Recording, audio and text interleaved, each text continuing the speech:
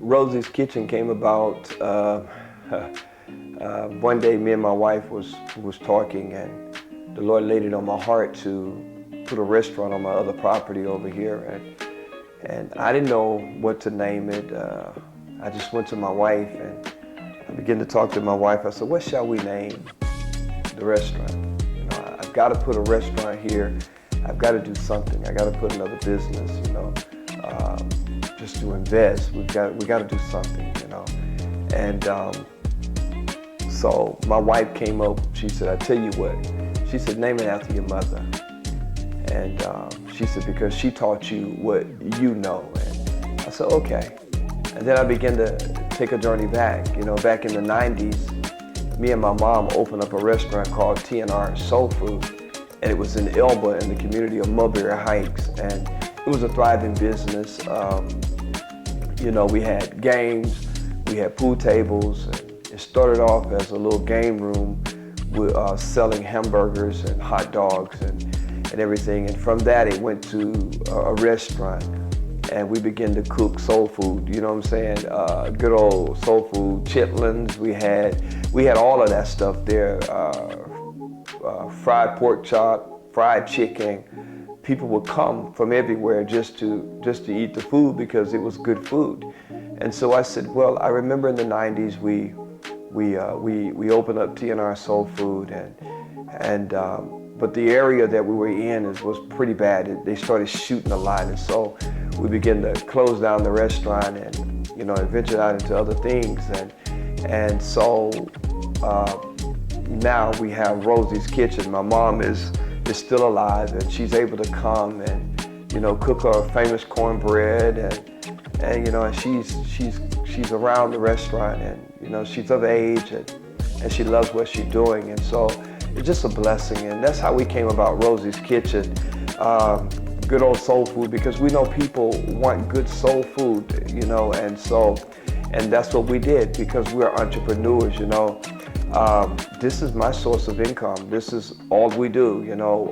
We run a cleaning business and we run Rosie's Kitchen, but we've seen the stormwaters from US Highway 84 less than 3 months take a thriving business and break it down, you know, by destroying it, with the waters backing up, destroying the septic tanks and with our customers, because they're scared when it's stormy weather.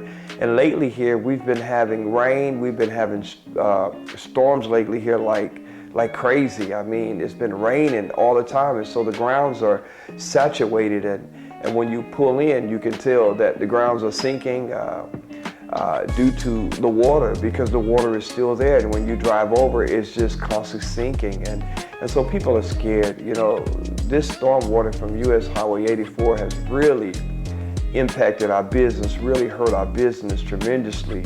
I remember times when people would come into the restaurant in Mulberry, and people would come in and they wouldn't have money, and some wouldn't have all the money, and my mother would say, "Just give me what you got," and she wouldn't let them leave without giving them something to eat. She always gave, she always fed, you know, even the people that came off the streets, you know, even the homeless. My mom would always feed and would always help. She was always doing. I believe she gave more than she took in, you know, because that's the type of person she was. And I wanted to leave a legacy, and I wanted to leave her name. And I told my mother that her name shall go all over the world, and people will know your name. Yeah, you'll be in Elba, but your name will be in Chicago, in California.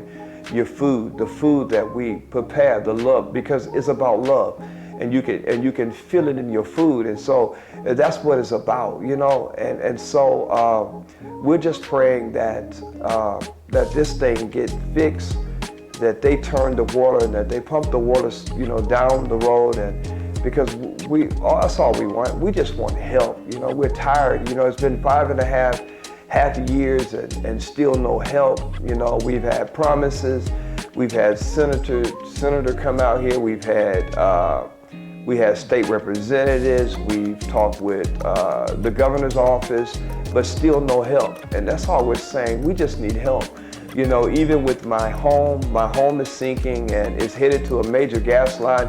It's like one situation after another that we're having to deal with. You know, here it is, we're dealing with stormwater now, but now we're dealing with a major gas line, natural gas line that, you know, if the house were to hit the pipe in the direction that is sinking, it will blow up this community. People would die. And so once again, and it's just a lot, because here it is, we didn't ask for this, but we were put in it, you know, and that's the sad thing, because people are losing, you know, they're losing their homes, they're losing their monies. The natural part of us will say, hey, let's try to fix it. Let's try to save this. And here you go, you're pumping money into things, and just to stand back and watch it go down the drain. And that's what we did here at the restaurant. And every time we patch a hole, the dirt is gone. Every time we try to fix something, it's gone, you know, and it becomes frustrating and you know, and heartbreaking, and it's just something. You become discouraged, and you're like, Lord, when is it going to end? When we're going to get help?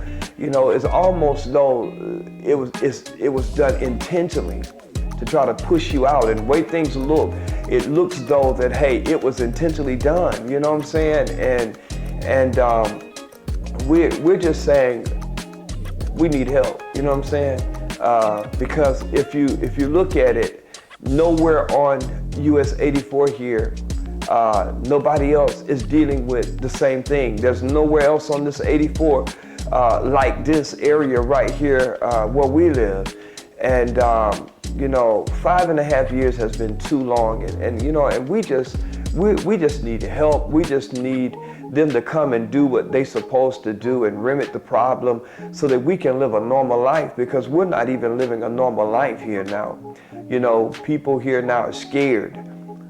My neighbor, she calls every time there's a storm or rain, you know, raining, and she'll say, Tim, are you home? Or, you know, and I need you to go check out my place. And, you know, and we find ourselves running and jumping out and taking pictures and doing videos and, you know, just documenting that believing that one day somebody will hear us out, you know what I'm saying, and will come to our rescue. And so, you know, people are scared. You know, another neighbor, when it storms, he gets in his truck and he leaves because the water's pretty much saturates his trailer, and it floods his trailer, and he can't even get out and get into his back door.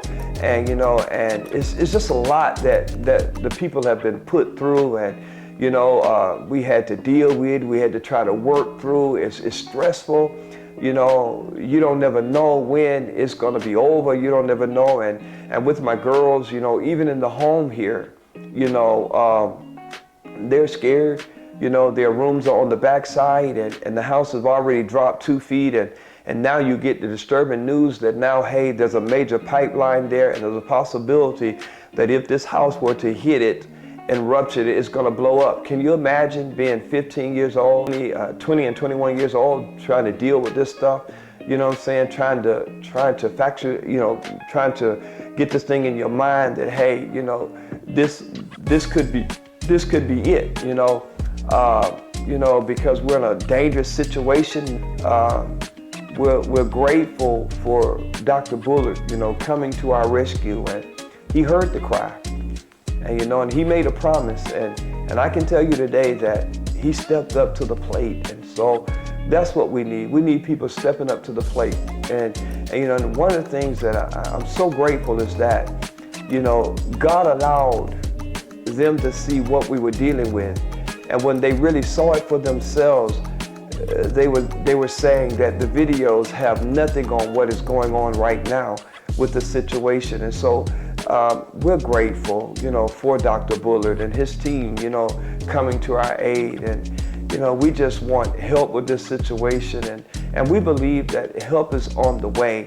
And so we just thank God, man, you know, after all we've been through, 5.5 years of this flooding and frustration and aggravation and spending monies that we did not have, going into bank accounts that, you know, we were trying to have a savings and leave an inheritance. and find ourselves, spitting up everything, trying to fix problems so that it will be livable for us. It's been heartbreaking. We've seen people let us down. We've seen people tell us one thing and do another, and just imagine having to deal with that for 5.5 years. Dealing with broken promises and people saying one thing, it will frustrate you.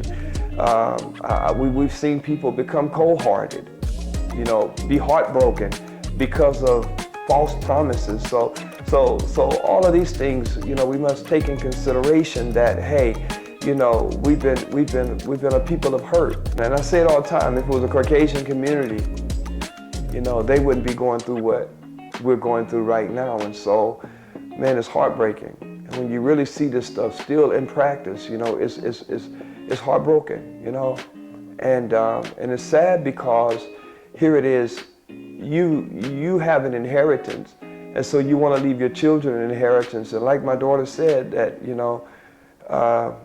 we may not have nothing to leave them.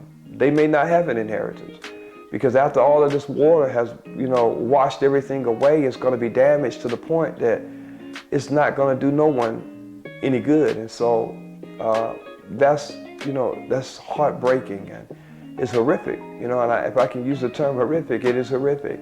And so that's what we've been dealing with, and so we pray that things will get better, and we do believe that it's going to get better with the help of God.